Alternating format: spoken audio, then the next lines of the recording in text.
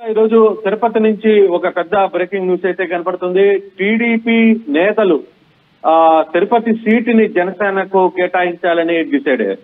So ఇప్పటికే టీడీపీకి సంబంధించిన అంటే అక్కడ టీడీపీలో ఉన్న కీలకమైన నేతలు సుగుణమ్మ కావచ్చు, లేకపోతే ఇతర టీడీపీ నేతల్ని స్వయంగా పిలిపించి టీడీపీకి సంబంధించిన అచ్చెన్నాయుడు క్లియర్ గా ఒక మాట అయితే చెప్పారు, తిరుపతి సీటు మాత్రం జనసేనకు కేటాయిస్తున్నామని.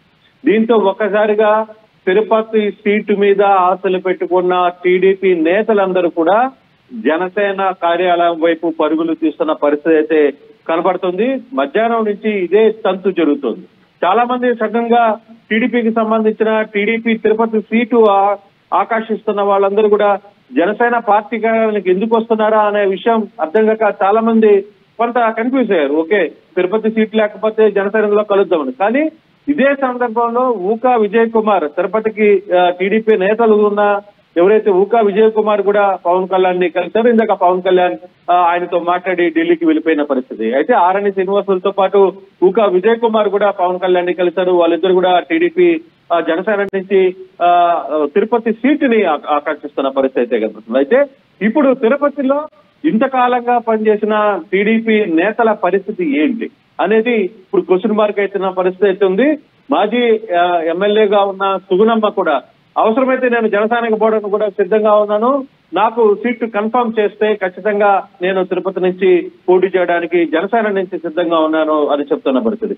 మరోవైపు జనసేన కార్యకర్తల్లో జనసేన సీటు కోసం ఇప్పటి వరకు తిరుపతిలో పోలీసులు తర్వాత కేసులు భరించి లాఠీచార్జీలు తిన్న జన సైనికులందరూ కూడా ఇప్పుడు మా పరిస్థితి ఏంటి అనే పరిస్థితికి వచ్చింది. కారణం ఒకటి, అక్కడ డాక్టర్ హరిప్రసాద్ జనసేన సీటు ఒకవేళ కేటాయిస్తే తనకు వస్తుందని ఆశించారు.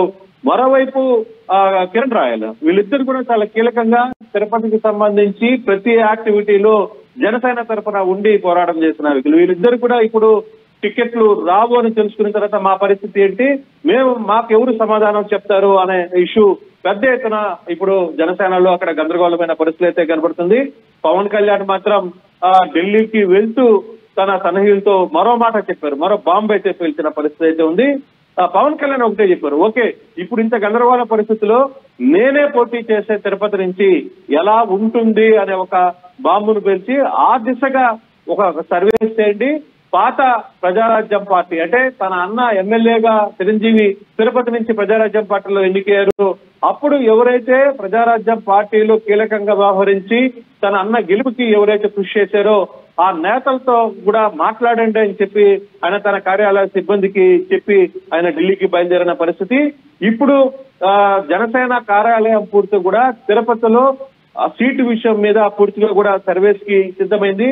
అక్కడ ఉన్న పాత ప్రజారాజ్యం నేతలు కావచ్చు, చిరంజీవి అభిమానులు కావచ్చు, చిరంజీవితో ఉన్న దగ్గర సంబంధాలు కావచ్చు, వీటన్నిటికి సంబంధించిన వ్యక్తులతో మాట్లాడే ప్రయత్నం అయితే ఇప్పటికే ప్రారంభించేశారు. సో ఒకవేళ జనసేన సీటు తిరుపతి నుంచి పోటీ చేయాల్సి వస్తే పవన్ కళ్యాణ్ పోటీ చేస్తాడా, లేదు టీడీపీ నుంచి జనసేనలోకి వెళ్లిన వ్యక్తికి సీట్ ఇస్తారా అనేది ఒక పెద్ద చర్చ. అయితే పవన్ కళ్యాణ్ కానీ పోటీ చేస్తే జన సైనికులుగా ఒకటే చెప్తున్నారు, పవన్ కళ్యాణ్ నుంచి కానీ పవన్ కళ్యాణ్ గారికి పోటీ చేస్తే మాకు ఎటువంటి అభ్యంతరం లేదు, మేమైతే ఖచ్చితంగా పవన్ కళ్యాణ్ కోసం రంగంలో దిగుతాం, పవన్ కళ్యాణ్ గెలుపుకు కృషి చేస్తామని చెప్పారు. కానీ అదే తెలుగుదేశంలో ఉండి జనసేనకు వచ్చి ఈ లాస్ట్ మూమెంట్ లో అక్కడ వాళ్ళకి సీటు కేటాయిస్తే ఇప్పుడు దాకా మేము పార్టీ కోసం పనిచేసి పార్టీలో మాకు ఎవరు సహకరించకపోయినా ఇతర పార్టీల నుంచి ఇబ్బందులు వచ్చినా మేము ఇన్ని ఇబ్బందులు పడ్డా మాలాంటి నాయకుల పరిస్థితి ఏంటి, ఆస్తులు అమ్ముకున్నాం, డబ్బులు ఖర్చు పెట్టుకున్నాం, ఇవన్నీ పరిస్థితులు ఏంటి అనేది ఇప్పుడు ఒక కొత్త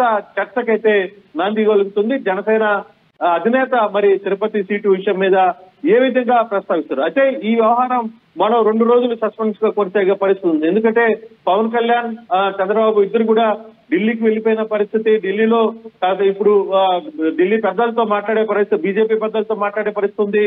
పొత్తులో భాగంగా ఏం చేయాలి, ఎటువంటి అంశాలు ఉన్నాయి, ఇవన్నీ కూడా చర్చించుకునే పరిస్థితి ఉంటుంది. కానీ ఇప్పటికిప్పుడు ఈ సీటు విషయంలో తిరుపతికి సంబంధించిన విషయంలో టీడీపీ చాలా క్లియర్ గా చెప్పేసింది, ఈ సీటు తిరుపతి నుంచి తిరుపతి అభ్యర్థికి ఇవ్వట్లేదు, జనసేనకు ఇచ్చేస్తున్నామని చెప్పి అచ్చెన్నాయుడు తిరుపతి నేతల్ని పిలిచి చెప్పడంతో సీన్ అంతా మారిపోయింది. ఇప్పుడు ఒకవేళ నిజంగానే తిరుపతి నుంచి అధినేత పవన్ కళ్యాణ్ గారిని పోటీ చేస్తే లెక్క వేరుగా ఉంటుంది.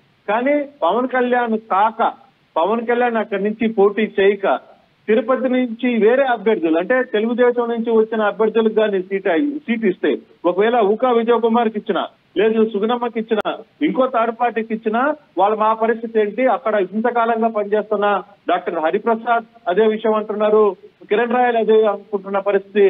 సో వీళ్ళ పరిస్థితి ఏంటి? మేము ఇప్పుడు దాకా పార్టీ కోసం పనిచేసిన నేతలు మేమేం కావాలి అనే ఒక చర్చ అయితే ఇప్పటికీ పార్టీలో కొనసాగుతుంది. అదే విషయం జనసేన పార్టీ కార్యాలయంలో కూడా ఇదే వ్యవహారం ఆంతరికంగా జరుగుతున్న పరిస్థితి అయితే ఉంది. చూడాలి. సో ఫైనల్ గా తిరుపతి సీటు నుంచి జనసేనకి తెలుగుదేశం అప్పగించింది కాబట్టి ఈ సీటు నుంచి పవన్ కళ్యాణ్ పోటీ చేస్తారా, లేదు వేరే నాయకులు పోటీ చేస్తారా? ఒకవేళ వేరే నాయకులు పోటీ చేస్తే అక్కడ క్యాడర్ ఏ విధంగా సపోర్ట్ చేస్తుంది? అక్కడ మరో కొత్త సమస్యకి శ్రీకారం చుట్టినట్టు అవుతారా? ఏం జరగబోతుందని చూడాలి. కానీ ఈ సీటు విషయం మీద క్లారిటీ మాత్రం బహుశా 2 రోజుల వరకు వెయిట్ చేయాల్సిన పరిస్థితి అయితే ఉంది. సో పవన్ కళ్యాణ్ ఆఫీసు సంబంధించిన వ్యవహారంలో పార్టీ కార్యాలయంలో ఇప్పటికీ తిరుపతికి సంబంధించిన నేతలందరూ కూడా ఇదే విషయం మీద అక్కడ ఉన్న పెద్దలతో, పార్టీ కార్యాలయంలో ఉన్న పెద్దలతో మాట్లాడుతున్నారు. ఆ వ్యవహారంలో ఏ విధంగా ముందుకు వెళ్లాలనేది ఒక చర్చ అయితే జరుగుతుంది. అట్ ద సేమ్ టైం జనసేనకి సంబంధించి అధినేత ఆదేశాల మేరకు పాత ప్రజారాజ్యం పార్టీలో ఎవరైతే చిరంజీవి కోసం పనిచేశారో వాళ్ళ అందరితో కూడా జనసేన కార్యాలయం ఇప్పుడు టచ్ లోకి వెళ్లే ప్రయత్నం అయితే చేస్తుంది. కొంత ఇన్ఫర్మేషన్ ని పవన్ కళ్యాణ్ అయితే ఎలా ఉంటుంది, ఏ విధంగా సపోర్ట్ చేస్తారు అనే అంశం మీద కొంత చర్చ అయితే జరుగుతున్న పరిస్థితి.